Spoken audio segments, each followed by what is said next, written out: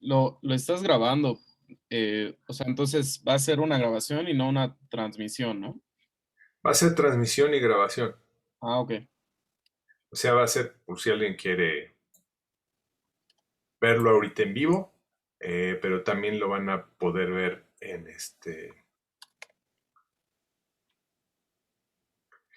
YouTube. Regularmente no lo transmitimos, no transmitimos las actividades. Se está transmitiendo en la.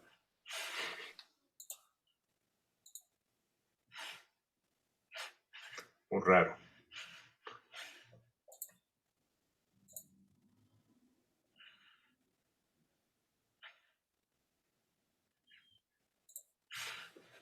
Bueno, eh, buenas noches. Muchas gracias por asistir a nuestro primer seminario de conclusiones de este libro que pues tenemos ya programado, ahora sí, para, para terminarlo este año. Eh, yo soy Oliver Escobar y estoy ahorita coordinando esta sesión por parte del Citacine. Y les voy a presentar, ustedes ya los conocen muy bien, pero, pero les voy a presentar al maestro Sergio Aguilar y al maestro Juan Alberto Apodaca, que son los dos primeros encargados de presentar sus conclusiones de los escritos que están elaborando y que van a ser incluidos en nuestro libro sobre la importancia de no hacer cine. Deben haber ya presenciado algunas de ustedes nuestros eventos que comenzaron con unas charlas que hicimos justo cuando recién comenzó la pandemia en 2020. Después se, se, se prolongaron, digamos, por distintas circunstancias y tuvimos un seminario relativo a la presentación de nuestros avances en el año pasado y justo ahora ambos miembros del Citacine van a presentar sus conclusiones, es decir, prácticamente lo que avanzaron y lo que reelaboraron en función de los comentarios que tuvimos la sesión anterior. Entonces, quien va a comenzar va a ser Sergio Aguilar. Y bueno, yo creo que para no hacer tanto, eh, tú presentas tu propia, se sigue llamando igual, eso es lo que no sé, pero mejor tú preséntala por si acaso existe algún cambio en el título o algo así y Sí, que sí, haya mayor pasa. claridad, porque ya es tu versión final, entonces Sí. finalmente ya. Vamos a ver, entonces le damos la palabra al maestro Sergio Aguilar. ¿Me pasas el permiso de compartir pantalla? Claro, Bueno, pues yo fui el que abrió la, las rondas ese semestre en el que presentamos estos avances de los trabajos y había otro título que es el que vieron en el cartel, que ya cambió. Y el título que este trabajo tiene ahora es La universalidad singular, el análisis de cine como metodología transversal. Como yo trataba de enfatizar mucho en esa presentación, lo que me interesa es pensar al análisis de cine como una metodología de trabajo. Entonces, durante esa primera versión, esa primera presentación, pues varias de las ideas que se planteaban, de las críticas que me plantearon, pues fue que había eh, falta por revisar los modelos de análisis que ya se propusieron, de autores de todo el mundo desde hace muchas décadas. Eh, y bueno, traté de entonces de refinar cuál era la propuesta que se trataba de expresar aquí, pero siempre atendiendo a dos condiciones que me parecían fundamentales. Uno era que el análisis de cine, si es análisis de cine, para mí, y esto es como una, digamos, yo diría que incluso funciona como una especie de axioma para mí. El análisis de cine solo es análisis de cine si se trata de estudiar los componentes que son propios del cine. Es decir, entiendo que hay otras metodologías de análisis, otras metodologías de trabajo, pero esas otras metodologías provienen de otro tipo de disciplinas, de otro tipo de saberes y entienden al cine desde otras perspectivas. Y por más que estas puedan resultar interesantes, del modo en que las veo, no son análisis de cine cuando uno estudia, digamos, los ingresos en taquilla de una película, por ejemplo, ¿no? Ahí estamos hablando quizá de economía política del cine. O que uno estudie la figura de la mujer en alguna película desde metodologías o teorías feministas. Em, Estas yo creo que no están estudiando al cine desde la especificidad del lenguaje, sino desde entender al cine, en el primer caso, como un producto del capitalismo, en el segundo caso, como un producto cultural, simbólico, y son interesantes, importantes, y bueno, cada quien tiene alguna especialidad en alguna de ellas, me parece. Pero yo lo que quería mucho enfatizar era pensar que el análisis de cine tiene que ser el análisis de los componentes que le son propios al cine, si no, no estamos hablando de análisis de cine. Y regresé una vez más a entender que muchas de estas ideas están bastante explícitas en el libro Principios de Análisis Cinematográfico de Francis Banoy y Anne Goliolete, que me parece es un libro fundamental como para dar a conocer las precondiciones de lo que entendemos por análisis audiovisual. Eh, Estas condiciones, quizá las dos cosas más importantes que señalan en el libro, en el primer capítulo al menos del libro, es entender al análisis de cine como un proceso que atraviesa necesariamente dos momentos, que además necesariamente son secuenciales, es decir, primero un análisis debe de atravesar un proceso de descripción para luego poder interpretar, y utilizan varios sinónimos para esos dos procesos. Desensamblar aquel producto que ya está armado para ensamblarlo de nuevo, de construir aquel producto que ya está construido para reconstruirlo, o separar las partes que lo componen para luego encontrar la relación que hay entre estas partes. Lo que ellos sostienen entonces que es un análisis de cine es un movimiento centrípeto a la película. O sea, analizar cine es siempre regresar a la película, regresar a la materialidad de la película. Las preguntas que el análisis de cine puede responder, debemos de entender que las respuestas solo pueden provenir de la película. No pueden provenir de otro lado si acaso estamos hablando de análisis de cine. Claro, otras teorías, otras metodologías de trabajo podrían encontrar sus respuestas en otro lado. Evidentemente, el cine visto desde la economía política, por ejemplo, pues no, nunca habla de la puesta en escena de las películas, digamos. Sería ingenuo pensar que las preguntas que se plantea la economía política del cine se puedan responder solo con la película, con la materialidad fílmica. Eh, pero el análisis de cine, como una metodología de trabajo, necesariamente está sentada en la película. Eso es a lo que se refieren con ese movimiento centrípeto. Y es lo que evita caer en una, la traducción señala, una interpretación salvaje. Es decir, tratar, ¿qué es una interpretación salvaje? Tratar de encontrar en la película respuestas a preguntas que la película no puede responder. Es decir, tenemos preguntas, pero esas preguntas no pueden ser respondidas con la película. La interpretación salvaje sería pretender que sí, o sea, hallar las respuestas a estas preguntas en la película. Indican entonces que hay dos tipos de análisis cinematográfico, lo que ellos llaman el análisis utilitario y el análisis interpretativo. Dentro del análisis interpretativo ubican las interpretaciones que ellos llaman sociohistóricas, por ejemplo, una película en el marco de la obra de un autor, Perdón, el análisis utilitario, rápido señalo, es el análisis en el que la película es el pretexto para estudiar otras cosas, digamos, estudiar a través de una película la composición del sistema solar, por ejemplo, ¿no? Eh, o la economía política del cine, por ejemplo, podría utilizar el análisis utilitario.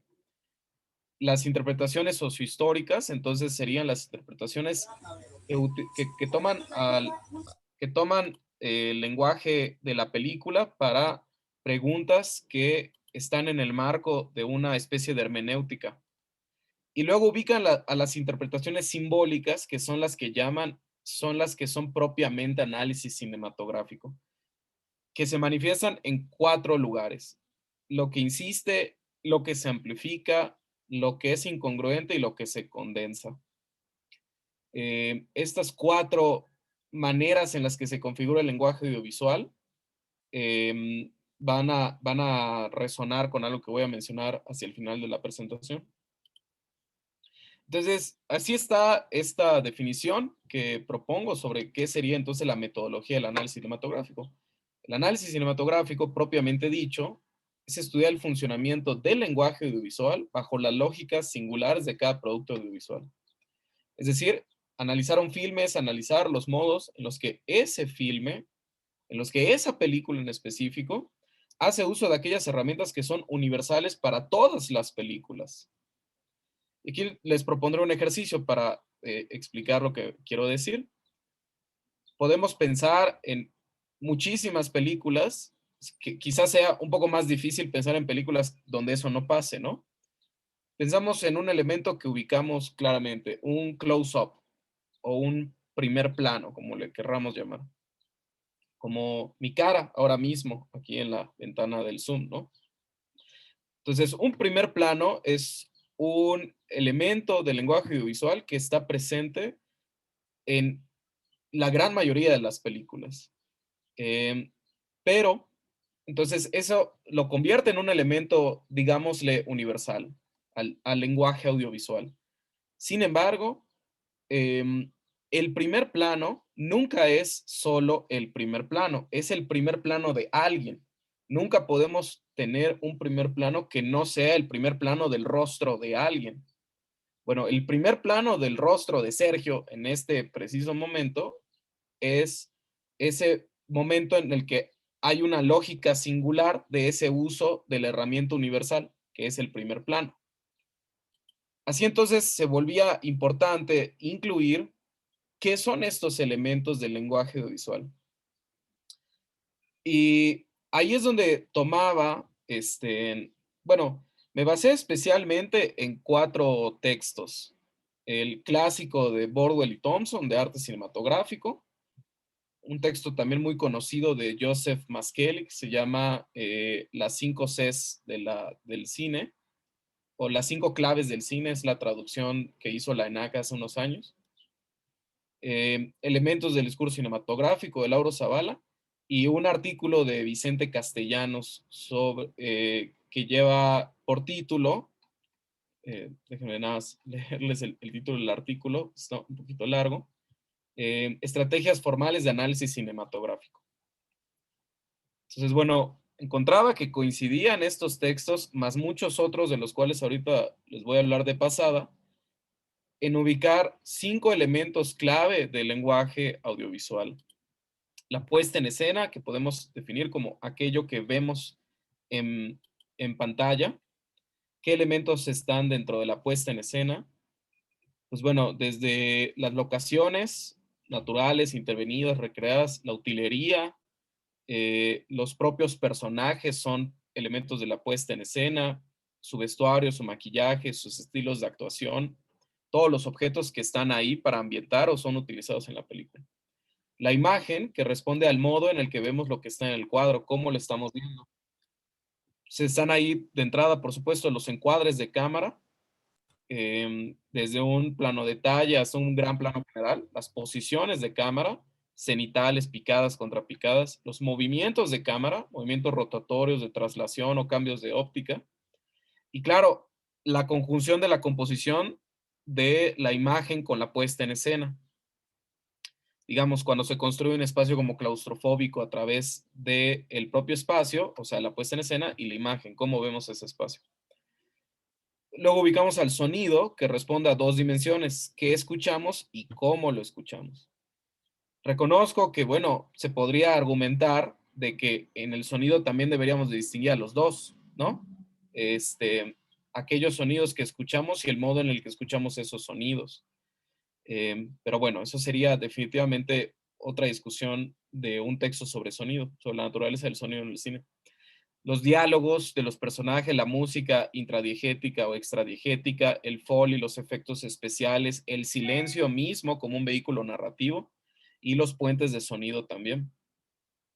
La edición supone el armado de una toma con la siguiente. Entonces, ubicamos ahí, por supuesto, el uso de elipsis, jump cuts, transiciones. Estas transiciones son por corte directo, por disolvencia, por barrido. Las relaciones que hay entre un plano y su contraplano, como en el caso de la regla de 180 grados. Las cuatro relaciones de la edición, que ubican Bordwell y Thompson. Y otros asuntos un poco más complejos, ¿no? Como el efecto Kuleshov, el montaje intelectual, el uso del plano secuencia, una secuencia de montaje musical o las construcciones de niveles de suspenso. Y por último, la narración audiovisual es la traducción del argumento en lenguaje cinematográfico. Ubicamos al argumento como los hechos que acontecen en una película y el argumento y la narración es el modo en el que estos hechos que acontecen en una película son traducidos a sonidos, imágenes y puesta en escena. Y ahí están, claro, intriga de predestinación, condensación estética, esto es algo muy de Lauro Zavala, ¿no? Las diversas estructuras de actos, por ejemplo, la aristotélica, el famoso supuesto viaje del héroe, o estructuras menos convencionales como esta japonesa Kishotenketsu, el uso del plot point y el twist point, los tiempos como el flashback, el flash forward, el flash sideways, las narrativas puzzle, las reiteraciones narrativas y los cuatro niveles de la narración. Bueno, todos estos entonces son los elementos que podríamos señalar, son elementos del discurso audiovisual porque son universales a todo el discurso audiovisual. Es decir, no importa el género cinematográfico, ficción, no ficción, si es una película, un episodio de una serie de televisión, incluso son elementos del lenguaje audiovisual, por supuesto. Un videoblog, una historia en TikTok, digamos. Todo producto audiovisual reconoce, en tanto su naturaleza audiovisual, una dimensión de la puesta en escena, de la imagen, del sonido, de la edición y de la narración. Pero, como decía hace un rato con el asunto del close-up, esta universalidad solo se manifiesta en la singularidad de cada producto. Es decir, que además de que no están siempre presentes en todos ellos en todos los productos audiovisuales, todos estos elementos solo se presentan de un modo específico en cada producto audiovisual. Es decir, uno no puede dar un ejemplo de un close-up si no es el ejemplo del close-up de alguien, que supone entonces la encarnación específica de esa idea conceptual universal.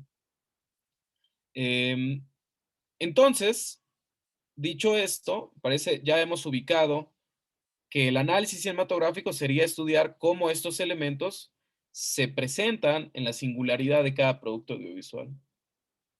Así entonces ubicaría como los pasos que seguiría el análisis audiovisual, análisis cinematográfico, a estos 5. Una pregunta que guía el análisis. Esta pregunta no se agota en un simple ¿qué significa la película tal? Es fácil reconocer que cuando alguien dice que no entendió una película, en realidad no es que no haya entendido nada, sino que no sabe cómo proceder con el trabajo de comprensión. Si realmente no hubiéramos entendido nada, quizás es porque la pantalla se puso en negro, o se fue el sonido o algo por el estilo, ¿no? Digamos que podemos ubicar personajes, momentos, acciones, lugares, pero quizá no podríamos entender una película porque apareció cierto objeto al final de la película, porque cierto personaje dijo tal diálogo, si todo fue un sueño, ¿no? Como algunas películas señalan. Bueno, es en esos obstáculos donde se ubican las preguntas específicas que cada película nos pueda plantear. Con esta pregunta deviene una delimitación del producto a analizar. ¿Qué es exactamente lo que se analiza en un análisis de cine? Ciertamente hallamos muchas vicisitudes acá, ¿no? Se utiliza la misma estrategia de análisis en un filme completo, sin importar cuánto dura, es decir, se analiza del mismo modo un cortometraje de 1 minuto que una película de Lab Díaz, que dura 16 horas. En el caso del análisis de una secuencia, de una escena, de una toma, ¿cuál es la diferencia entre estos? ¿Cuáles son las consecuencias del análisis de la imagen a través de stills, donde hay una dimensión sonora ausente? En el caso de una serie se analiza por toma, por escena, por secuencia, por capítulo, por temporada, por arco, toda la serie a la vez. Es decir, se puede analizar una serie que no se ha terminado, por ejemplo.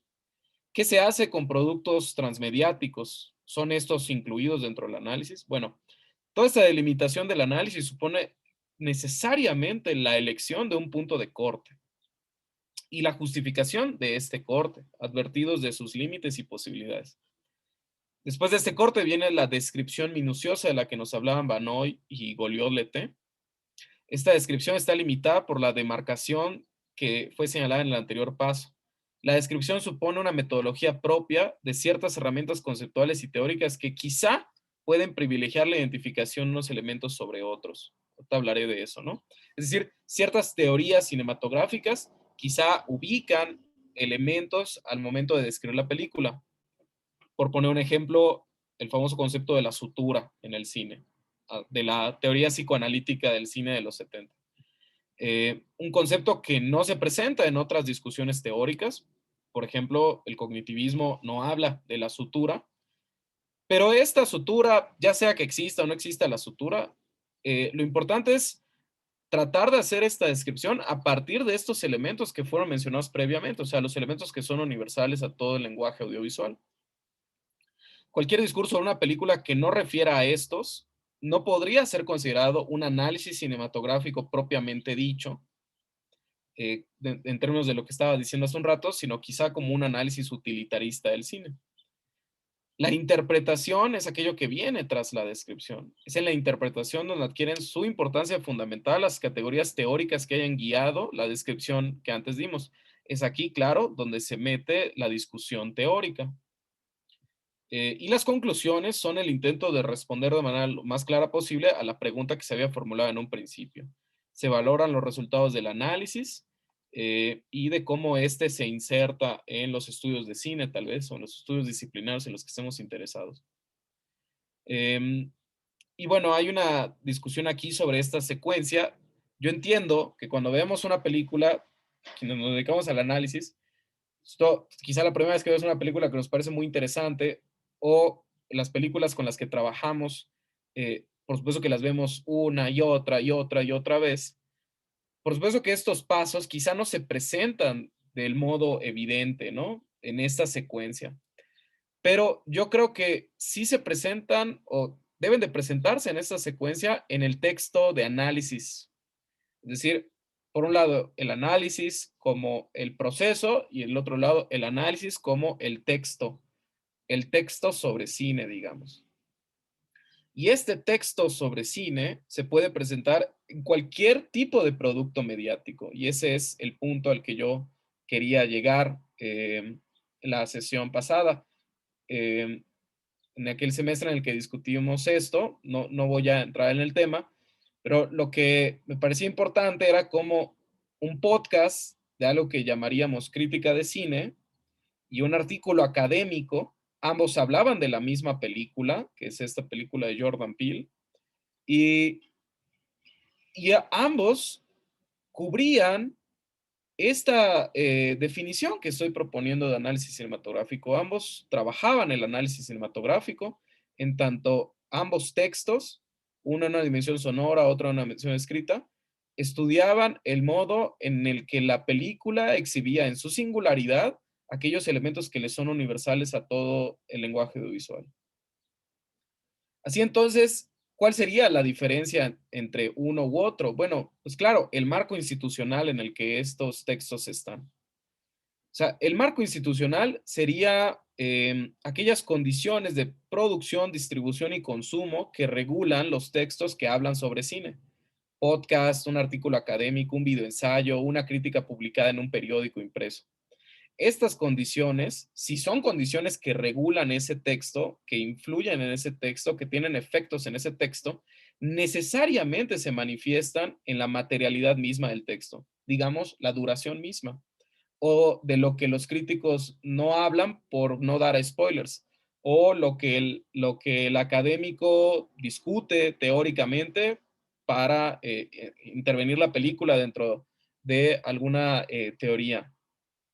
Entonces, ubicamos así con marcos institucionales y sus condiciones de producción, o sea, las que están del lado del analista, como su formación, su experiencia de ese marco institucional, criterios editoriales, selección subordinada a el mercado, por ejemplo, de distribución, o sea, de la plataforma donde está el texto, la periodicidad con la que se publica, la selección de fuentes donde se publica, el costo del acceso, cuestiones de los algoritmos, por supuesto, ¿no?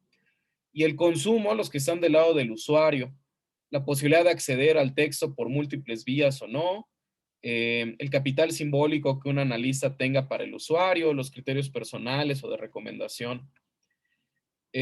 Entonces, estos criterios son afectados mutuamente y además nos permiten entender que el análisis de cine puede aparecer en diferentes lugares. Es decir, es una metodología transversal. Podemos ubicar análisis de cine en la crítica de cine que se publica en periódicos o revistas, en el uso del cine como una herramienta educativa, el análisis de cine dentro de la teoría del cine, de las diferentes teorías del cine, el análisis del cine dentro de la historia del cine o dentro del diseño incluso de políticas públicas sobre cine. Finalmente, para terminar, lo que me resulta tan interesante es que el análisis de cine es muy parecido a el modo en el que Freud procedió para explicar eh, su método de interpretación de los sueños. Freud señala en la interpretación de los sueños que previo al método que él nos va a enseñar, está en el segundo capítulo del libro apenas, hay dos métodos anteriores. La interpretación simbólica, donde todo el sueño es sustituido o traducido por un contenido análogo, un mito, una historia, una anécdota personal, y el método del descifrado, donde el sueño se fragmenta y cada elemento es el significado de otra cosa. Digamos, la idea de en un sueño, sueñas que estás caminando por la calle con una maleta, es porque te vas a ir de viaje, ¿no? Bueno, cosas así. El problema, dice Freud, es que este segundo método, si bien se parece un poco, ese segundo método necesariamente supone que existe una clave fija, le llama Freud. Es decir, hay un código de los sueños. Maleta significa viaje. Y así podemos pensar en los libros que se llaman el significado de los sueños, que hacen precisamente eso. Funcionan como un diccionario. Precisamente eso que dice Freud no es el modo de interpretar los sueños, es justo lo que Francis Banó y Anne Goliot señalaban como lo que no se debe de hacer en un análisis.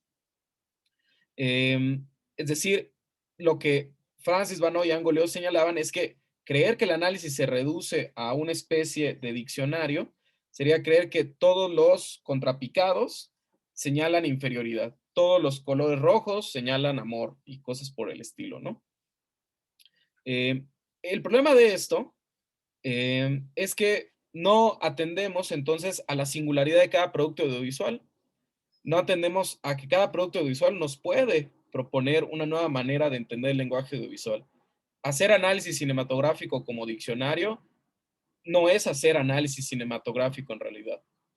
El análisis cinematográfico y la relación que tiene con esta interpretación freudiana de los sueños comparte algo fundamental para cualquier tipo de ejercicio intelectual que se sepa abierto a la contingencia del resultado, pero firme en sus preceptos metodológicos. O sea, aceptar un resultado sorpresivo, pero mantenerse firme en la manera en la que se procede. En el ejercicio de hallar la universalidad necesaria en la singularidad contingente, o sea, que toda la singularidad contingente de cada película expresa lo que es necesariamente universal de todo el cine. El análisis cinematográfico es, finalmente, el trabajo de pensar lo que es expresamente cinematográfico. Y por ello vale la pena seguir apostando por su presencia, si es que todavía se apuesta por la reflexión del cine. Con eso termino. Quisiera nada más señalarles que además de esos textos que hice mención, con los que se construyó esta metodología y esos elementos del lenguaje audiovisual, pues por supuesto que hubo una revisión de muchos otros textos que quisiera yo pues dejarles. Entonces están ahora mismo, acabo de generar el archivo de descarga de WeTransfer que pues va a caducar en una semana. Entonces lo voy a dejar aquí en el chat del Zoom.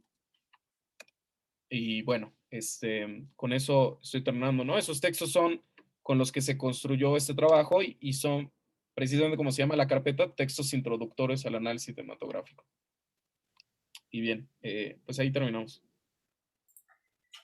Muchas gracias, Sergio, por tu exposición. Bueno, ya tendremos oportunidad de hacerte algunas preguntas en relación con lo que nos acabas de plantear, sobre los cambios y sobre esta propuesta que es nueva, ¿no? Esto de la interpretación de los sueños. Ahora vamos a proceder con Juan Alberto Apodaca. También te preguntaría, ¿tú presentas tu título? ¿Cambió o sigue igual? Cambió, le quité lo de análisis y quedó todo lo demás igual.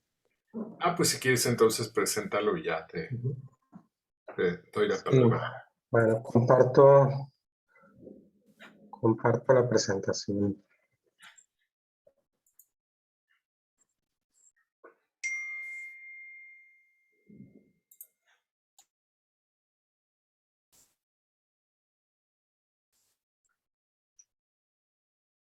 ¿Ahí ya se está viendo? Sí, muy bien.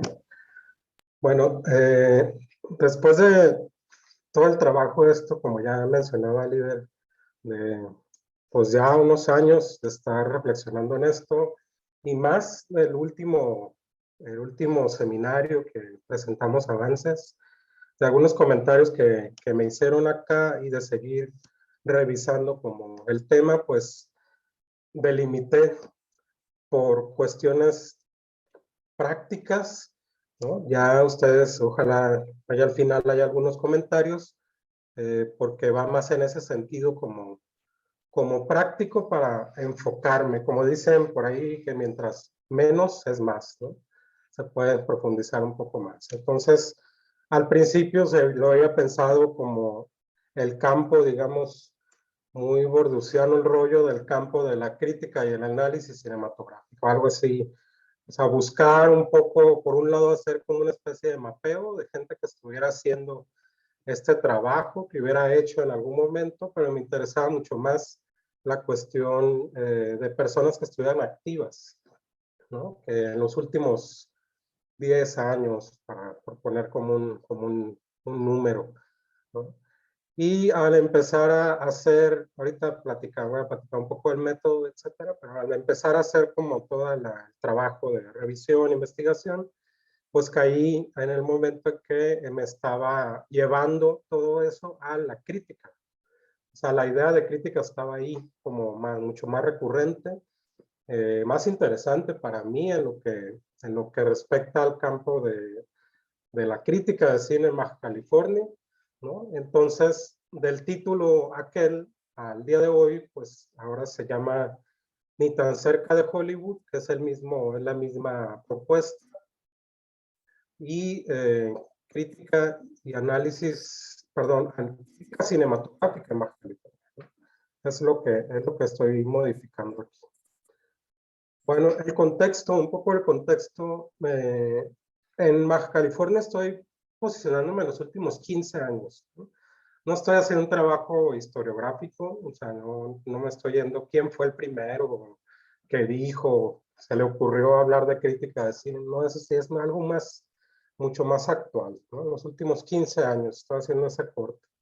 A partir de una experiencia propia de llevar a cabo, ya este año serían 12 años del Foro de Análisis Cinematográfico acá en Tijuana, me fascina, ¿no? Y que un año después que nosotros iniciamos en Mexicali, en la capital del estado, inició también un foro muy similar que se llama casi igual, es el FANSI, por parte de la Facultad de Artes de la UABC en Mexicali, ¿no?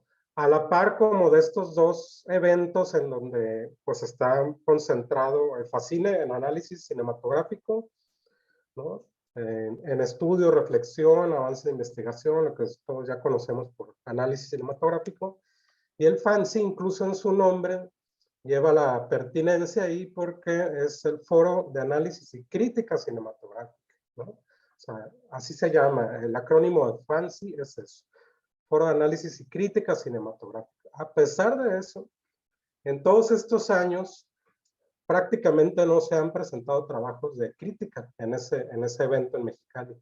Es muy similar a lo que hacemos nosotros en Facine o lo que hace Cepancine, etc. Entonces ahí hay algo interesante, ¿no? Pero ya hay dos espacios que en por lo menos una década en donde se presentan trabajos, donde viene gente de fuera, se generan redes, se han publicado cosas, etc. A la par de esto, digamos, como en un clima ahí en el estado que se ha podido ver en cuanto a una idea de cultura cinematográfica amplia, ¿no?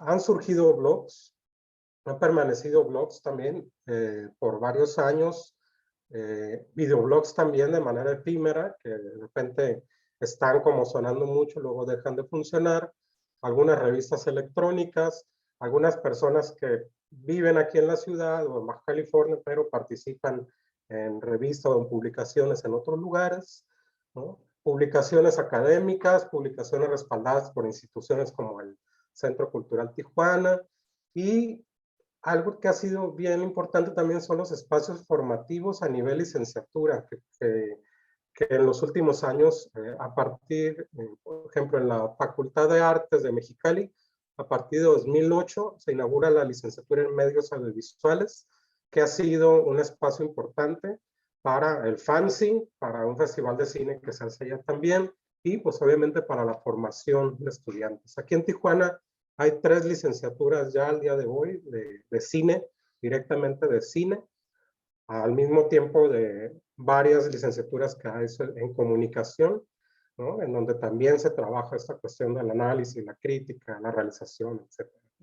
Entonces, digamos que en el Estado, en los últimos 15 años se han generado condiciones principalmente para la producción, para la formación en producción, ¿no?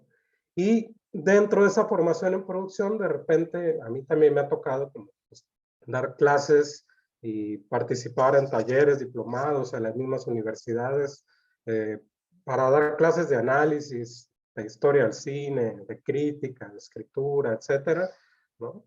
Dentro de carreras que están enfocadas a la producción. Entonces, existe como este clima, digamos, eh, favorable para que exista el ejercicio, así lo estoy viendo, como un ejercicio, el ejercicio de la crítica cinematográfica, ¿no?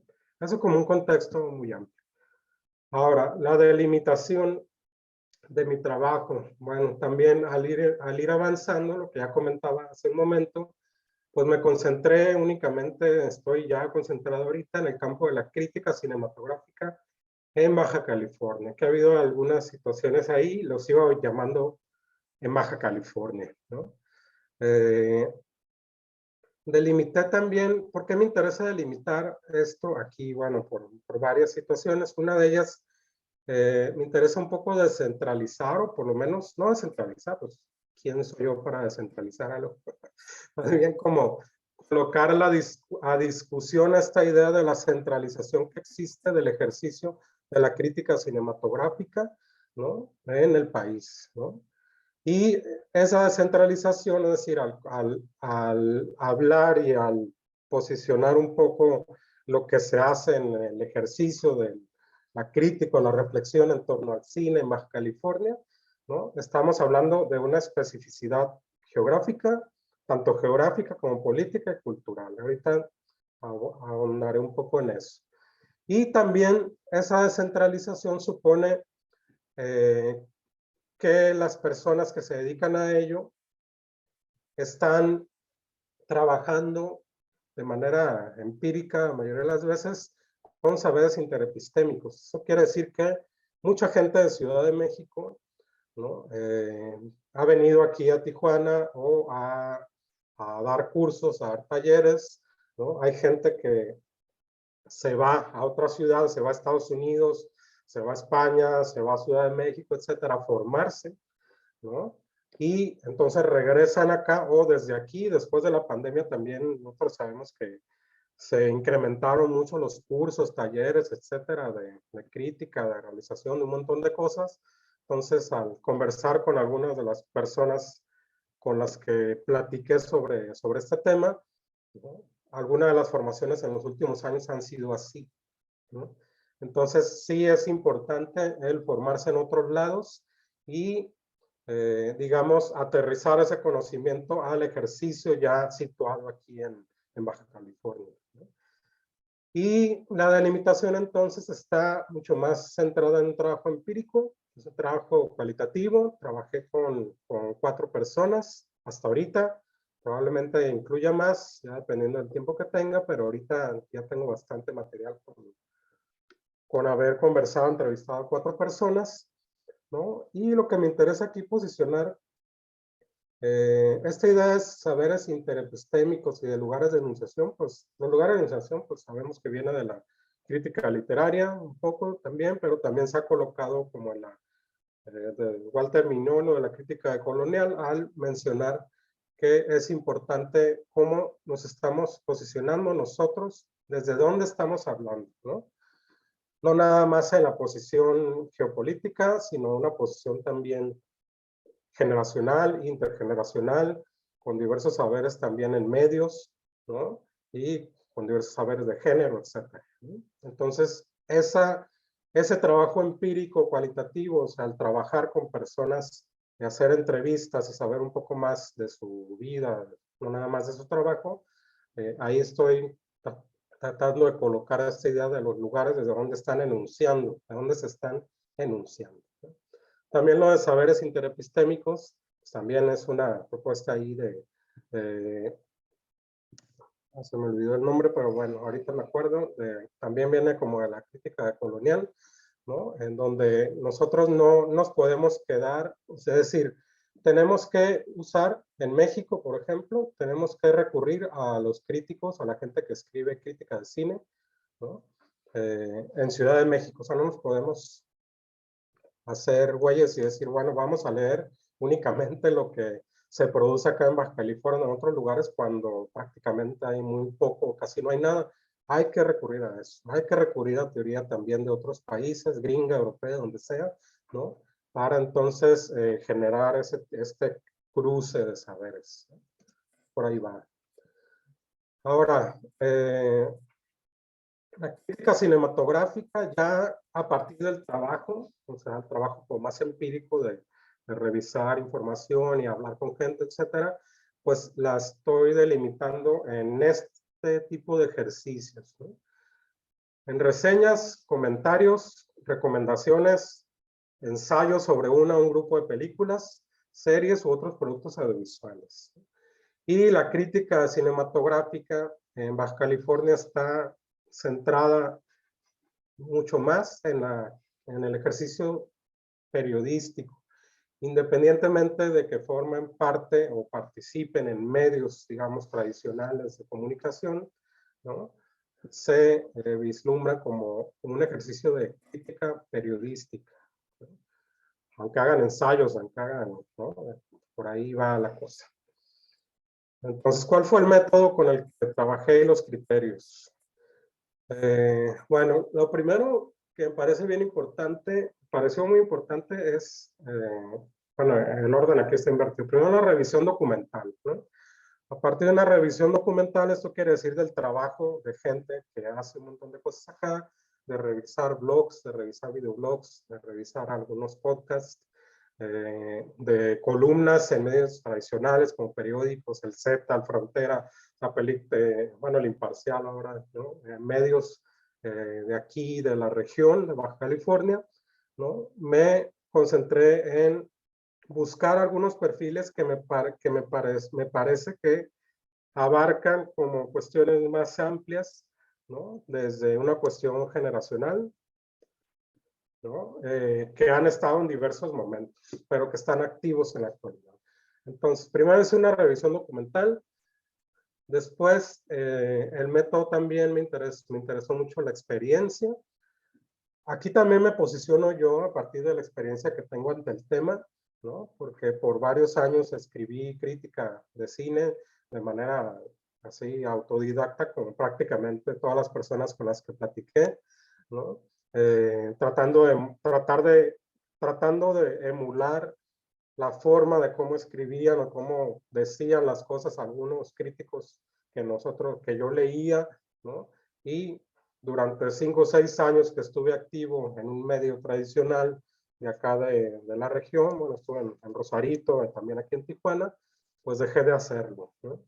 Y eso pues ya tiene algunos años, y esa experiencia me parece importante posicionarla, ¿no? Es decir, yo tengo experiencia en este tema, sin embargo, está descontextualizada, ¿no? Ya no forma parte, digamos, como el campo, etcétera. Entonces, era importante hablar con personas que sí estén ahí, porque de otra manera, pues me iba a quedar pues, en el soliloquio ahí de el tiempo pasado siempre fue mejor y debería de ser así, no deberían de hacer tal cosa. Y pues entonces quería desplazarme más a escuchar las experiencias de las demás personas que están ahí en el medio, ¿no? Entonces, ahí me concentré en hacer entrevistas, hice 4, bueno, más, pero con 4 personas platiqué, con algunos he platicado varias veces en diversas ocasiones, con otra persona nada más una vez la he entrevistado, ¿no? Que vive en Mexicali. Y una de las cosas que yo hablando es descentralización, pero aquí en Baja California el campo cultural está bastante centralizado en Tijuana, ¿no? Y las personas que trabajan en el medio, la parte de la formación, la producción, pues aquí están los estudios también Baja, en Rosarito, hay trabajo. Les decía que hay 3 licenciaturas sobre cine, está el SECUDA, hay como varias cosas ahí, ¿no? Que nos ha llevado un poco a, digamos, centralizar el ejercicio de la crítica y la reflexión. En ese sentido, me ha costado todavía mucho trabajo poder encontrar a gente que esté haciendo cosas, ¿no? De crítica, de cine en otras ciudades del estado. Eh, por lo que encontré a Ana Iribe, que ahorita platico de ella, que ella está en Mexicali y es la única. Los otros 3 colaboradores son de aquí de Tijuana y Ana es de Mexicali. No he encontrado a nadie de Ensenada, no he encontrado a nadie de Rosarito, no he encontrado a nadie de Tecate, ¿no? Entonces, si saben de alguien, igual se los agradezco, pero hasta ahorita está ahí, ¿no? En Tijuana y Mexicali. Y los criterios es, pues, que vivan en Baja California, que estén activos, ¿no? Que su trabajo haya tenido cierta repercusión, es decir, que no sea como que abrieron un blog o dicen cosas en sus redes sociales y sus compas lo siguen, ¿no? Que hayan tenido cierta repercusión, ¿no? Ahorita voy a hablar un poco también de ello. Que participen en diversos medios, que sea un trabajo multimedial. Y algo que me interesaba mucho era una diversidad generacional y de género también, para indagar en algunas cosas como que yo suponía que por ahí podían ser importantes. Bueno, los participantes son 4, ¿no? Selene Aro, de 23 años. Ahorita platicaré un poco más de ella. Selene tiene un videoblog de cine de terror, participa en diversos medios, le invitan a dar su opinión en televisión, en radio, en internet, también en varios videoblogs, no de ella, sino que también lo invitan, etcétera, a hablar sobre cine de terror en general. Bueno, aquí le puse 23, pero Selene tiene 30 años en realidad, recién cumplidos. Estudió comunicación y se dedica, ella es actriz en realidad. Ahora Jorge Guevara tiene 34 años. Jorge, él se autopercibe como un escritor, no nada más de cine, sino que escribe otras cosas, ha trabajado en varios medios, tanto en Estados Unidos como acá en México, Ciudad de México, en varias partes, ¿no? Y Jorge Guevara ha estado también participando mucho en el cine de género, cine de terror, ¿no? Es como lo que más le interesa. Ana Iribe, 23 años. Ana es la única que vive en Mexicali. Ella todavía es estudiante de medios audiovisuales, de la licenciatura en medios audiovisuales de la UABC en Mexicali, y está activa en varias revistas digitales, entre ellas Girls at Films, es una revista importante, y otras por ahí que están muy en el sentido de crítica de cine feminista. Y Cuauhtémoc Ruelas, tiene 41 años, y Cuauhtémoc Ruelas es la persona que está mucho más activa, que tiene más años activa. Yo me atrevo a decir que es la persona que ha estado más activa en todo el tiempo en Tijuana, ¿no? Y además es multimedial también, Cuauhtémoc. Él no nada más él participa en radio, participa en televisión, es programador, es juez también de varios festivales, hace un montón de cosas, ¿no? Pero él es crítico, o sea, tiene un par de libros sobre el respecto, etc. Bueno, ¿de qué fue lo que platiqué con ellos? Entre varios tópicos, ya al hacer, digamos, la categorización de los temas al conversar con ellos, surgieron estos 5 que me parecieron bien interesantes y bien importantes como para posicionar esta reflexión que estoy tratando de colocar aquí. Es la formación profesional, ¿no? La autopercepción, temas de interés, los medios en los que colaboran y, digamos, la condición de frontera. La condición de frontera porque, ya lo mencionaba hace un rato, bueno, el título, mi idea principal era una cuestión de pensar que la frontera es importante, ¿no? O no, qué tan importante es. Entonces, estos criterios, bueno, estos tópicos más bien, ¿no? los desagrego un poco, así de manera muy breve, ¿no? La formación profesional es interesante porque 2 de ellos, a salvo Cuauhtémoc, en todos los demás influyó de manera muy importante estudiar, o en el caso de Ana, estar estudiando una licenciatura relacionada a los medios audiovisuales. Selene y Jorge estudiaron comunicación, ¿no? Ahí obtuvieron bases, digamos, académicas para el análisis de cine, una idea también como muy barberiana ahí del alfabetismo audiovisual, pero canónico, eso es importante también, ahorita regresaré a eso, en la realización también y en la experiencia en el trabajo en medios digitales, ¿no? Cuauhtémoc Ruelas estudió, si mal no recuerdo, relaciones internacionales. Y él se ha formado en diversos diplomados, en cursos y en la práctica periodística en diversos medios, o mucho más tradicionales, como escritura así más de oficio, ¿no? Con una trayectoria bastante amplia. Entonces aquí puedo mencionar la formación profesional, que es interesante porque Cuauhtémoc, que lleva más tiempo de trayectoria y trabaja en diversos medios, no está formado en algo que tiene que ver con artes o algo audiovisual, ¿no? Pero los demás sí, ¿no? Entonces, bueno, ahí hay algo interesante. La autopercepción, esto me pareció fundamental. ¿Por qué? Porque el posicionamiento que ellos tienen ante cómo quieren que los perciban los demás, me parece importante para el ejercicio de la crítica de cine. Por ejemplo, Cuauhtémoc y Ana, ellos se adscriben como críticos de cine, ¿no? Mientras que Cuauhtémoc ya tiene una amplia trayectoria en diversos medios, por lo que no duda en percibirse como tal desde hace tiempo. Ana tiene presente que está en formación. Dice, sí, soy crítica de cine, pero me sigo formando, me falta mucho para aprender, ¿no? Pero participa en medios importantes que la han llevado a posicionarse así, como una crítica de cine. En cambio, en el caso de Selene, Selene se presenta como una videoblogger de cine, pero en primera instancia ya es actriz, ¿no? O sea, se dedica a otras cosas, pero abrió su videoblog y a partir de ahí participa y sigue generando contenido en su canal, ¿no? De cine de terror. Es una artista, ella se percibe como una artista que hace teatro cabaret, burlesque y también hace stand-up, ¿no?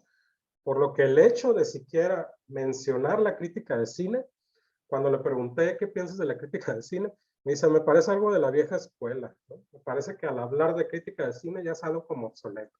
Casi, casi ya nadie habla de ello, ¿no? Entonces, esa percepción me parece como que podemos buscar otro tipo de formas de nombrar esto, ¿no? Desde esta perspectiva. Jorge, por ejemplo, se adscribe como un escritor, ¿no? Como decía hace rato, que también escribe de otras cosas que no son de cine, ¿no? Pero que también participa en un montón de cosas. Una característica que me pareció interesante y que nos atraviesa a todos ellos es que son multitareas, ¿no? Son multitask. Esto podría ser desde un punto de vista, un síntoma, ¿no? De los tiempos en los cuales no es posible sobrevivir pues, con un solo trabajo, ¿no? Por lo que invariablemente observan a la crítica de cine como un oficio del cual de plano o no se puede vivir o es muy complicado, ¿no? Pero que de todas formas lo hacen por amor al arte y siguen invirtiendo tiempo en ello, tiempo, dinero y esfuerzo, ¿no? Okay, me quedan 5 minutos, gracias. Ok, los temas de interés ya mencionaba, Pokémon prácticamente todo.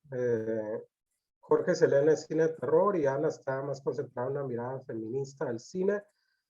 Las participaciones que mencionaba que son multimediales. Y bueno, para acortar el tiempo, la condición de frontera ahí es algo interesante porque sí ha sido importante para el trabajo, por ejemplo, de Jorge, porque él dice, ha participado en muchos medios, pero en uno que le abrió las puertas, un medio binacional, San Diego Red, ¿no? Le abrió las puertas a la industria de la crítica de cine gringa, estadounidense, al grado de colaborar con Rotten Tomatoes, y él fue uno de los fundadores de Tomatazos en su versión en español, ¿no? Y trabajó con críticos de Estados Unidos y alimentar la página y tuvo mucho fogueo ahí, ¿no? Entonces sí fue importante. Para Cuauhtémoc también, pues hoy en la actualidad participa activamente en uno de los festivales más viejos de California, el San Diego Latino Film Festival, como juez, programador, cubriendo el festival para muchos medios, etcétera, etcétera. Sin embargo, desde mi percepción, no me parece posible generalizar estas experiencias porque son situadas en momentos específicos como algo determinante o cuyos caminos ya están trazados, ¿no? Son expresiones, perdón, experiencias situadas, pero no son determinantes. Esos caminos no están trazados para críticos jóvenes, ¿no? La frontera, o sea, no es algo que ya esté dado y cualquiera puede seguir esos caminos, ya están abiertos los canales. Sigue siendo complicado.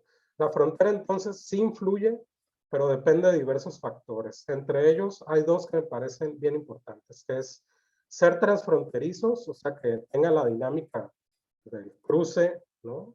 Y bilingües. Eso ha sido bien importante también. Bueno, aquí ya para concluir,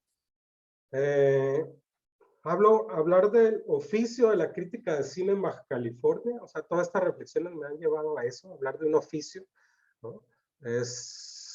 Sigo observando que se sigue haciendo por amor al arte, no hay espacios regionales o locales para profesionalizarse en el campo de la crítica, el análisis o la investigación de cine, ¿no? Aún así se busca, o sea, estas 4 personas buscan la formación permanente más allá de lo que estudien. Ana, que está estudiando medios audiovisuales, dice, bueno, lo que me dan en la carrera, pues está bien, pero está más concentrado en la producción, pues yo lo busco por otros lados, ¿no? Están formados en cine de ficción canónico, ¿no? Casi todo el trabajo de crítica de cine está muy centrado en cine gringo, en cine en inglés, ¿no? También de otros países, pero en inglés y con esa estructura muy aristotélica, muy canónica. Casi no hay lugar para otro tipo de expresiones o reflexión en torno a cine experimental, por ejemplo, de otro tipo. No hay percepción de un gremio, ¿no? No se perciben como un grupo, una comunidad. Y esta idea de fuga de pluma, es decir, hay gente, mucha gente que participa aquí, pero colabora en otros lados. Yo lo veo más bien también como una idea de una localidad, de gente como Jorge, que él vive aquí, trabaja en algunas cosas aquí, pero escribe en otros medios y lo puede hacer lo puede hacer a distancia y no pasa nada, ¿no? Pero trabaja él solo, digamos, ¿no? Entonces, bueno, por ahí van las reflexiones en esta, hasta ahorita, como lo que he podido como conversar con estos 4 personajes, y hasta aquí lo dejaría.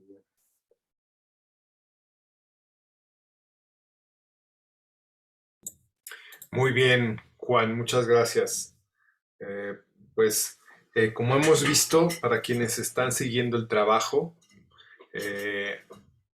han cambiado varias cosas en los planteamientos, eh, no solo en los títulos, sino los títulos cambiaron precisamente porque fueron cambiando sus, pues la idea inicial que tenían, supongo que como nos pasa a todos, porque se van dando cuenta de que hay cosas que tal vez eran muy ambiciosas o tal vez implicaba un trabajo que no se iba a poder cubrir en ese tiempo, o también nos dimos cuenta de que habíamos nombrado mal porque no era ese nuestro principal interés, sino otro, o fuimos encontrando cuestiones que nos derivaron hacia otro lugar y nos parecieron más interesantes. En realidad, todos aquellos que han realizado trabajos de investigación saben que como es un proceso vivo, pues vamos leyendo y vamos encontrando más bibliografía, y vamos cambiando de opinión y conocemos otros textos y hablamos con otras personas, etcétera. Entonces, vamos a comenzar por plantear algunas cuestiones que tengan que ver, si bien no es un requisito, pues que vinieran siguiendo el seminario desde el 2020, porque pues yo sé que hay quienes aquí se acaban de inscribir porque les pareció interesante o porque lo acaban de conocer. Si bien entiendo que se van encontrando desde distintos lugares,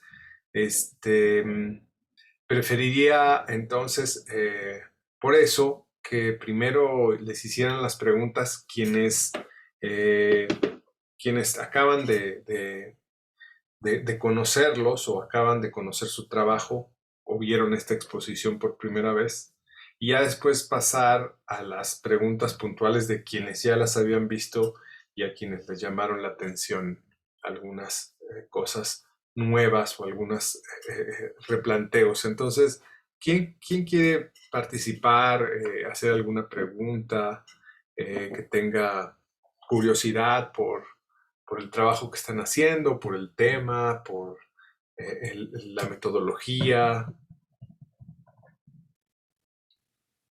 ¿A quién le gustaría comenzar para abrir nuestra sesión de preguntas? Buenas noches, Aliber, y buenas noches a todos. Dolores Luna. ¿Qué tal, Dolores? ¿Cómo estás? Hola, bien, gracias. No me quedó claro, ¿esto va a formar parte de un libro? Algo así mencionabas tú al inicio. Uh-huh. Sí, sí, sí. Es un libro que está programado desde hace tiempo, pero con el que tuvimos los problemas que tuvieron todas las publicaciones que estaban gestándose cuando sucedió la pandemia. Entonces, Ya.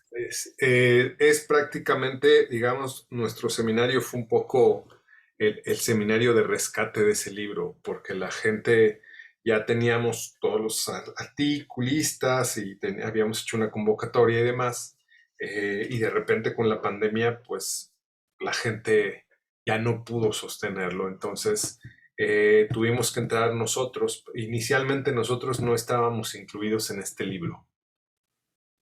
Entonces, Entonces, estos dos temas que acabamos de conocer, bueno, en mi caso, que yo apenas lo estoy conociendo, van a formar parte ujú, de van ese a ser, libro. van a ser dos artículos de este libro que se llama La importancia de no hacer cine.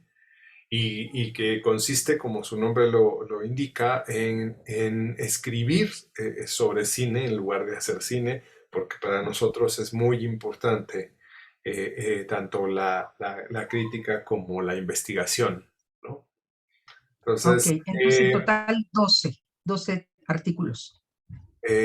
no, no son 12. Ahorita, ahorita nosotros los que tenemos programados son 5 más los otros que se incluyan. Eh, pero los que nosotros vamos a exponer aquí son 5 solamente. Estos Ah, ok. dos, estos dos y otros 3 que se van a exponer, me parece que el 21 de mayo. Si me estoy equivocando, ahorita lo verificamos en el cartel, pero son precisamente otros 3 de otros 3 miembros del Citacine que acordamos elaborar un artículo. Entonces, lo que acaban de hacer ellos es exponer a lo que llegaron ya después de este recorrido. Y sí, vamos a exponer aquí, es 19 de mayo. Ajá.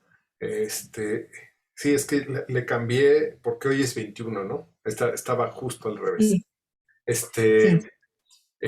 sí, es eso. Entonces, pues el 19 de mayo vamos a tener nuestra segunda sesión, donde vas a poder conocer lo que hemos hecho los demás, un poco en el mismo tono que lo están haciendo ellos, ¿no? De las preguntas, a lo que llegaron, cómo fue que viraron, qué implementaron de nuevo, etcétera.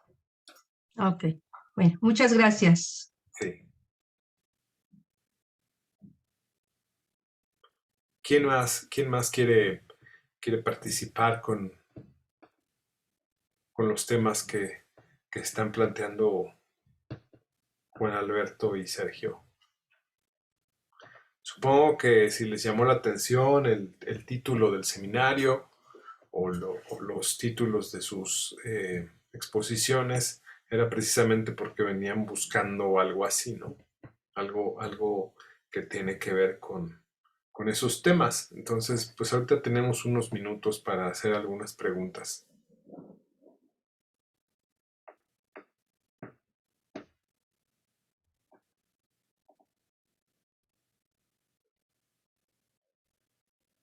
Bueno, entonces yo les pregunto, a ver, primero, bueno, en ese orden, no me quedó muy claro el asunto de que el análisis es como la interpretación de los sueños, Sergio. ¿Podrías explicar un poquito más por qué llegas a esa conclusión?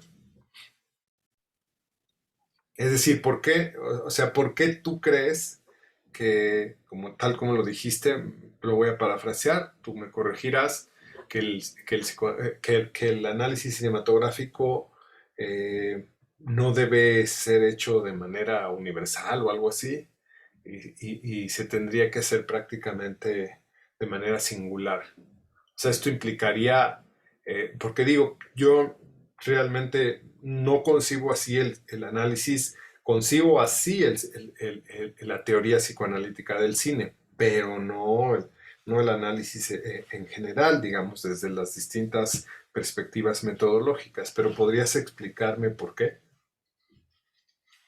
Sí, pues no es tanto no es tanto que el análisis se haga de manera singular, sino que el análisis estudia aquello que es singular en la película, que no es, eh, o sea, el análisis estudia aquello que es singular en la película, eso es lo importante. O sea, la diferencia entre una cosa y la otra es que en, que es lo que tiene que ver con la primera parte de tu pregunta, ¿no?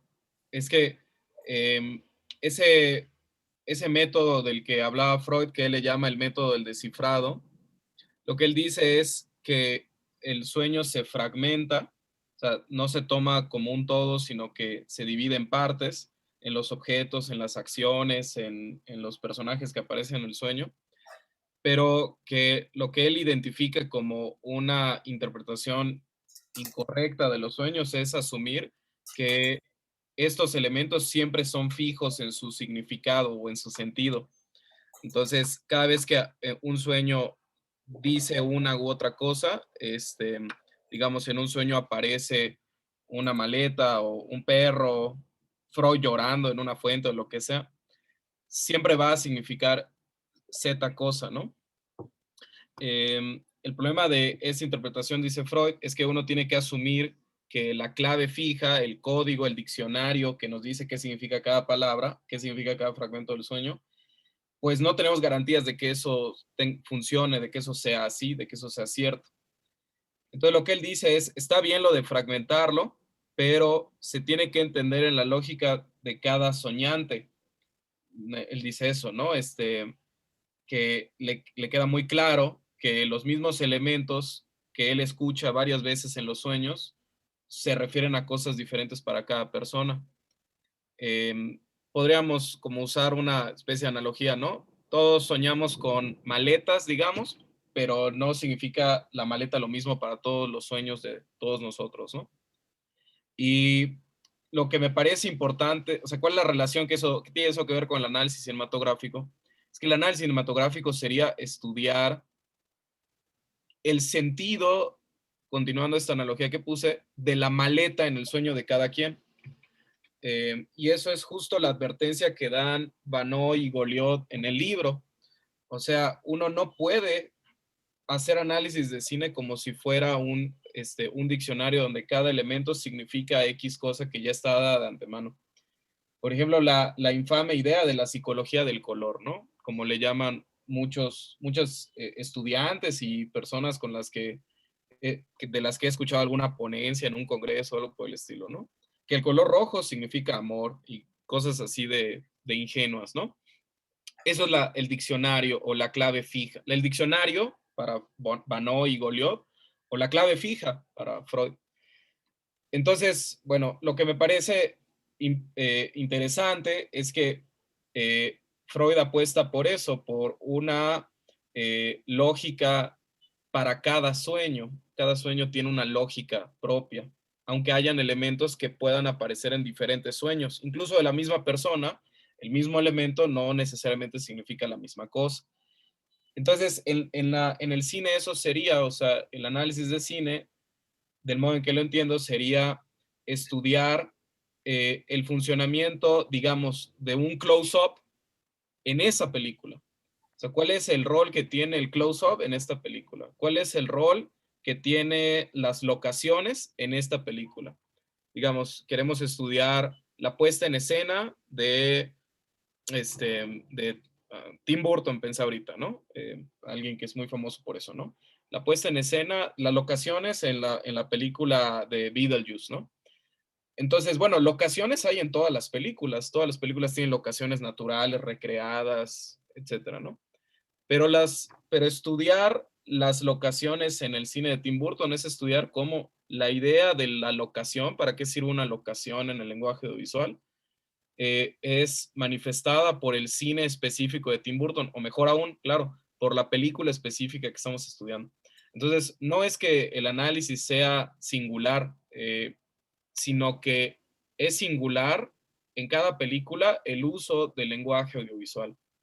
Entonces, eso es lo que yo decía, de que uno tiene que seguir un método preciso, pero abierto a cierta contingencia, ¿no? O sea, no ser riguroso en el método, describir lo que aparece en la película, ese movimiento centrípeto de la película, pero estar abierto a una contingencia del resultado, no con un resultado predefinido, que es el método del diccionario. Oye, pero ¿no te parece que la analogía que estás haciendo no se corresponde en tanto, si bien entiendo que la dimensión onírica es meramente singular y efectivamente nada significa lo mismo de uno para otro y por eso no podemos confiar en el libro de Sanborns o del Metro sobre los sueños. Ujú.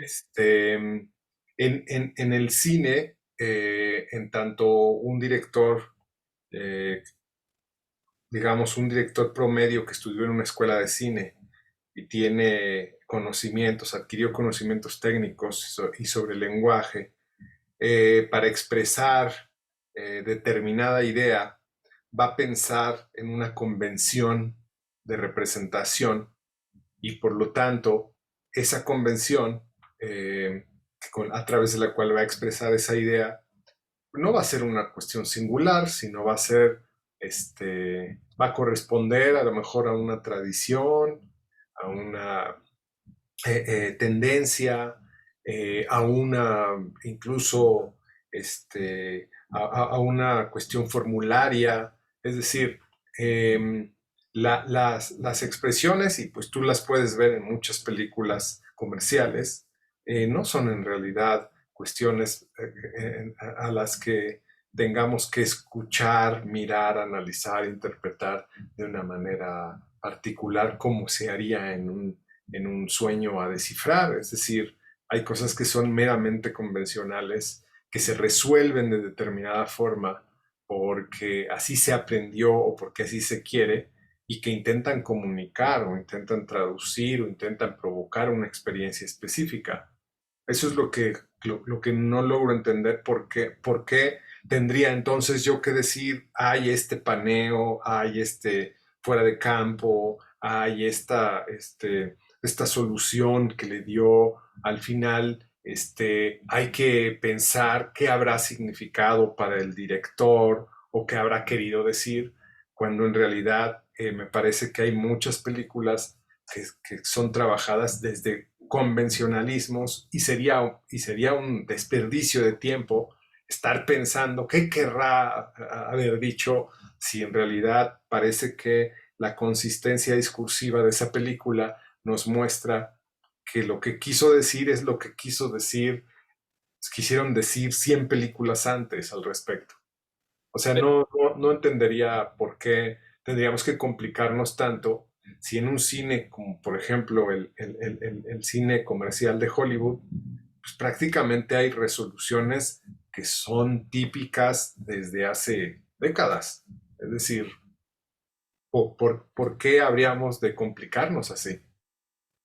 Es que creo que tú eres el que lo está complicando, porque yo no me pregunto qué pensó el director cuando decidió panear a la izquierda o mantener la cámara fija. O sea, eso creo que deviene después. ¿Qué pensó el director? No sé, es como delirante ponernos a imaginar qué pensó Kubrick cuando repitió 120 veces la toma. ¿Quién sabe qué pensó? Se estaba divirtiendo, lo que sea. Lo que, porque habría que notar de qué modo esto está en la materialidad de la película. Es decir, sí, que estoy de acuerdo contigo en que hay ciertas convenciones que se han mantenido por décadas y que muchas películas, especialmente en el cine de Hollywood, ¿no? Se mantienen esta serie de convenciones. Estoy de acuerdo con eso, ¿no? Creo que no es un asunto que de algún modo contradiga lo que estaba presentando, porque esas convenciones finalmente se manifiestan de un modo específico, ¿no? Algo pasa, entra la música en este momento y está el beso de los protagonistas y la cámara gira hacia la derecha. Este, o sea, no estamos hablando de las convenciones, o sea, creo que es como un asunto un poco antes. La convención de la representación de algo es ya supone que para mostrar X cosas se tiene que usar tal artilugio, ¿no? Eh, yo más bien lo que diría es que habría que describir primero, entender estos artilugios en primer lugar, ¿no? O sea, por ejemplo, están los clásicos textos, yo sé que tú conoces del cual te voy a hablar ahorita. Hay un texto por ahí en un libro sobre cine y psicoanálisis, que supuestamente estudia Anticristo de Lars von Trier, ¿no? Y dice que la mujer, la protagonista, está pensando ABC. Y como piensa ABC, entonces hace tal acción que pasa en la película, ¿no?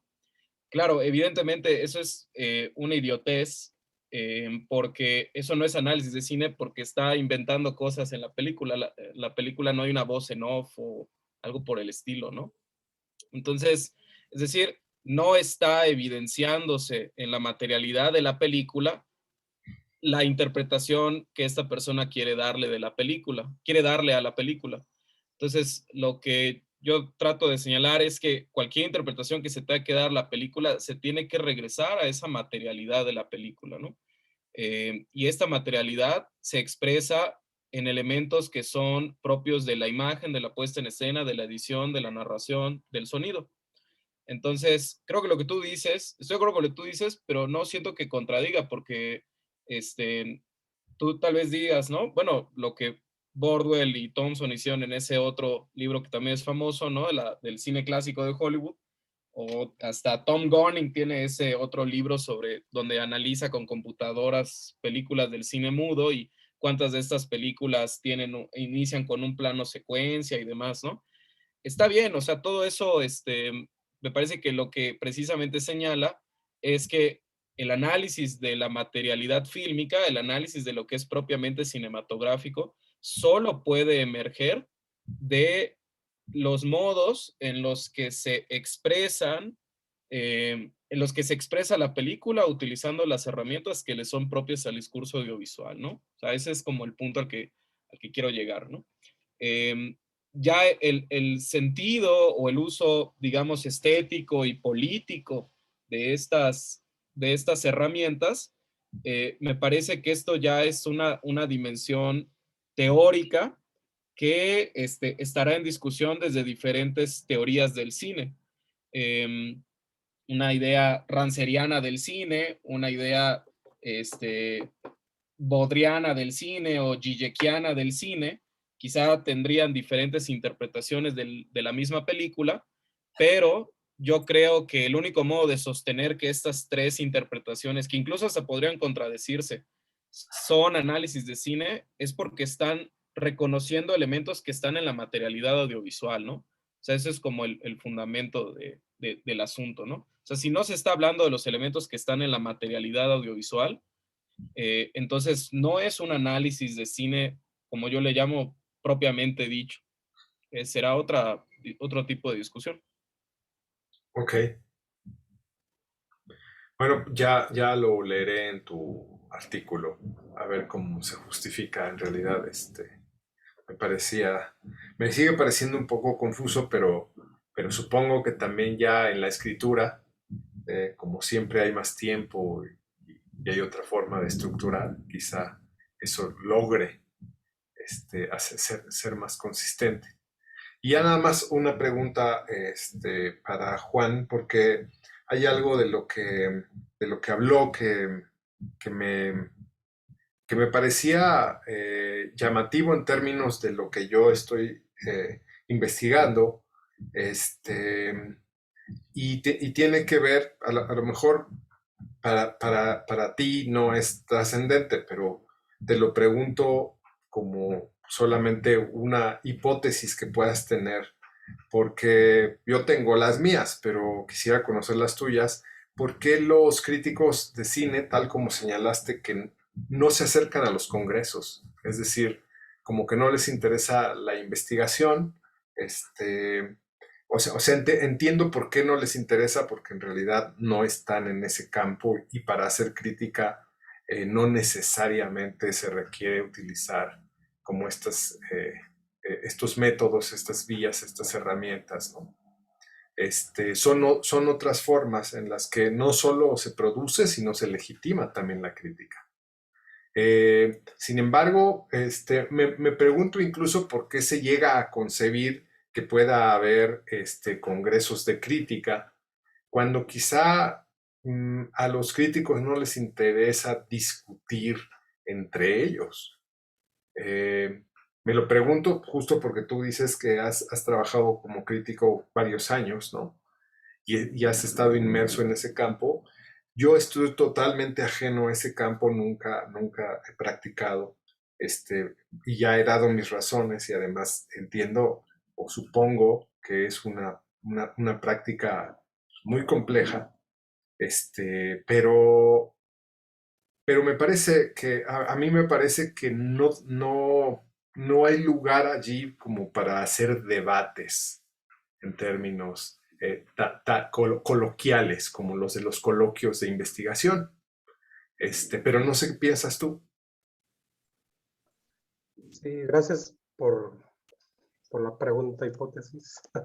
Aquí, por ejemplo, yo he visto que tiene que ver, por un lado, con la formación, porque es mi caso también, yo estoy en comunicación, varios a los que he entrevistado estudian comunicación, Ana está estudiando medios audiovisuales, y ahí se les muestra, digamos, los espacios académicos que existen, ¿no? Algunos espacios académicos que existen para presentar análisis, ¿no?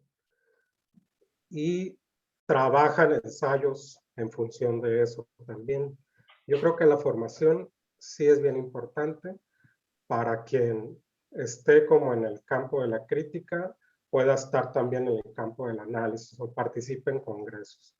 La mayoría de los críticos y críticas con los que he trabajado para este trabajo y otros, en ese caso estoy de acuerdo contigo, están interesados, no están interesados en argumentar como para debatir, es colocar estas opiniones, ¿no? Y simplemente dar sus motivos por los cuales les gustó o no les gustó una película, ¿no? Y no están, o sea, es mucho más en el sentido, aunque sea un ensayo, es mucho más en el sentido periodístico de colocar ciertos puntos y dejarlos ahí para que los demás discutan, ¿no?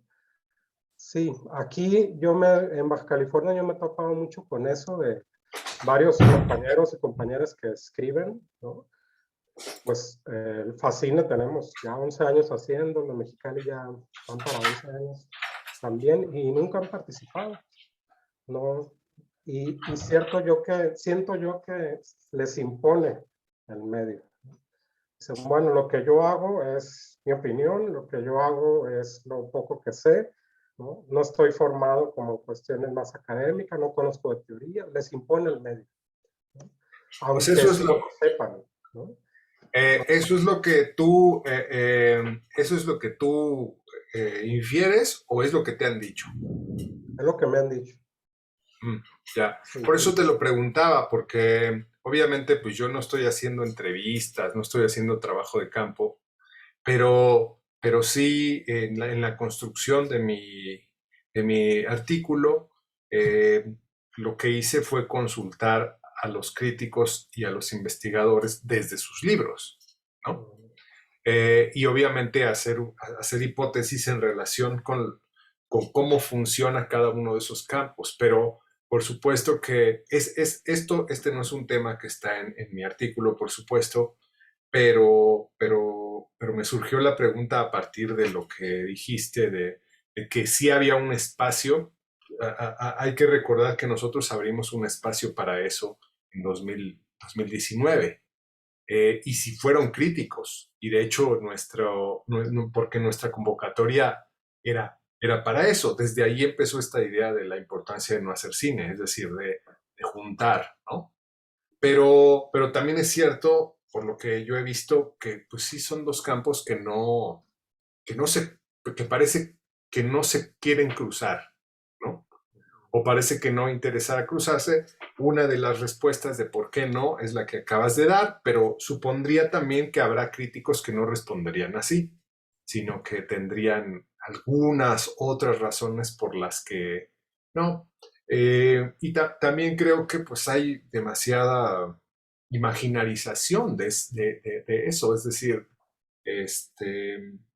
no sé hasta qué punto sea también por falta de iniciativas o falta de intereses o falta de condiciones de posibilidad que, que haya, pues sí, una distancia entre ambas prácticas. Distancia que, por cierto, hay que decir, es una distancia tradicional que se funda con este texto de Raymond Belur, ¿no? Desde hace más de 40 años. Sí, Entonces, creo que creo sí que sí. tiene Esa, tiene que ver esa, con eso, porque a mí me llama la atención lo que mencionaba al principio de que, o sea, el foro de Mexicali incluso así se llama, ¿no? Es un foro de análisis y crítica cinematográfica. Y prácticamente no, en los 10 años que llevan no han presentado críticos, ¿no? Son estudiantes de medios, son profesores de ahí mismo de la facultad, es gente pues, que estamos como en el medio, pero más del análisis, ¿no? De otros países incluso, etcétera, pero acá en la región eh, hay pocos espacios, pues sí, esa es una. Les impone el medio por lo que me han dicho, ¿no? Y es un trabajo como muy personal, como muy individual, ¿no? Y que a través de los medios en los cuales ellos colocan sus reflexiones, también yo he visto y por lo que me han dicho, que eso también es como una especie de barrera, no barrera, sí, como una especie de escudo que ellos ponen, ¿no? Así, bueno, yo lo publico ahí, y ya no me voy a poner ahí a hablar enfrente de gente que sabe mucho, ¿no? De teoría, ¿no? Y ¿no? Me va a bajar mi argumento así de volada, ¿no? Y me lo han dicho así, y eso me parece, pues, interesante también, ¿no? Que dependiendo como Ana, por ejemplo, Ana Iribe ha participado en el foro de Mexicali, presentando ensayos, tiene videoensayos con carga teórica, y además hace reseñas, ¿no? O sea, está ahí como entre los dos campos, ¿no? Y para ella no es ningún problema. Pero otros como Cuauhtémoc, Jorge, Miki, que no lo puse aquí, otros que ya tienen años haciendo esto, nunca han participado y siempre tienen como esa distancia. tu conclusión es unánime, es decir, todos los que tú has entrevistado te han dicho eso. Salvo Ana, sí. Ok. Deberían de participar porque al final luego en el Congreso hacen puras preguntas, hay gente que hace preguntas bien léperas, entonces que no les dé miedo, o sea, o luego hay ponentes que se dicen analistas y presentan cualquier basura, entonces, al contrario, estaría bueno que participen porque que no les dé miedo estar, seguramente tendrán cosas más interesantes que luego mucha gente que se presenta, ¿no? Bueno, pero eso más allá de que sea por por buenos deseos, habría que hacer convocatorias al respecto, yo creo, sobre todo en el marco de este libro, ¿no? Que este libro da condiciones para eso. Digamos, no siempre se establecen las condiciones para eso. Este libro sí las establece porque prácticamente nosotros estamos interesados en su trabajo. Pareciese también que pues, los críticos no están muy interesados en el trabajo de los investigadores, ¿no?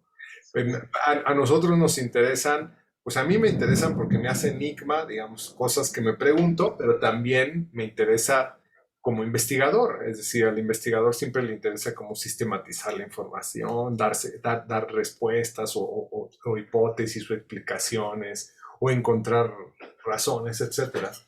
Cosa que me parece que a ellos no les interesa nada, ¿no? O sea, no les interesa nada lo que nosotros estamos haciendo, ni por qué, ni un poco, aunque también considero, pues todos son universitarios, es decir, hasta cierto punto todos son investigadores. Es decir, solamente cambia la finalidad, ¿no? De sus textos y obviamente también el medio que tienen para legitimar y para publicar y para circular sus escritos, ¿no? Es otro. Pero me parece curioso esto que dices, de que son reticentes, de que tienen miedo cuando en realidad yo pienso que pues son universitarios y tienen los suficientes conocimientos para eso. No sé qué transmite el mundo académico en ese sentido. Digo, claro que lo imagino, pero no sé qué les transmite a ellos cuando ellos son parte de ese mundo. Aunque ya estén en la prensa y aunque se dediquen, trabajen en medios y demás, pues provienen de ese mismo mundo, es decir, no son personas que salieron de un basurero, de una coladera, o sea, Bueno, igual uno que otro, más o no menos. es eso, ¿no? No, o sea, no hay un origen diferente. No sé qué transmitirá si erudición o no sé qué soberbia. Digo, yo he problematizado eso en un texto, pero sí es interesante hacerlo. Digo, no se trata de que haya armonía, sino simplemente se trata de saber, pues, ¿no? Pero ya nos pasamos de la hora. Ya yo creo que tendríamos que cerrar, a menos de que hubiera una pregunta muy breve, muy puntual. Y si no, pues nos vamos a despedir. Ya nos pasamos 10 minutos.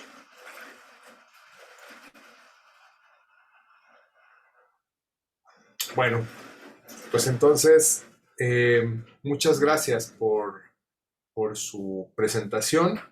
Obviamente, estas reflexiones y estas cuestiones que acaban de plantear se van a convertir en un texto y en el texto ya las vamos a encontrar como más pulidas ya de otra forma, ¿no? Planteadas ya a partir de lo que ustedes pudieron encontrar en su exposición, a partir de lo que se retroalimentó. Y pues les invitamos a continuar con las actividades de Citacine. Recuerden que tenemos todavía el CAS, el famoso cineanálisis sincronizado. Todavía tenemos 2 sesiones y también tenemos nuestra sesión del seminario, que es el próximo 19 de mayo con las últimas conclusiones. Sin más, pues le agradezco al maestro Sergio Aguilar, al maestro Juan Alberto Apodaca y a todos y todas ustedes que nos acompañaron hoy y que están con la disposición de escuchar estas nuevas aportaciones teóricas de nuestros compañeros miembros del Citacine. Nos vemos pronto. Buenas noches. Gracias, hasta luego.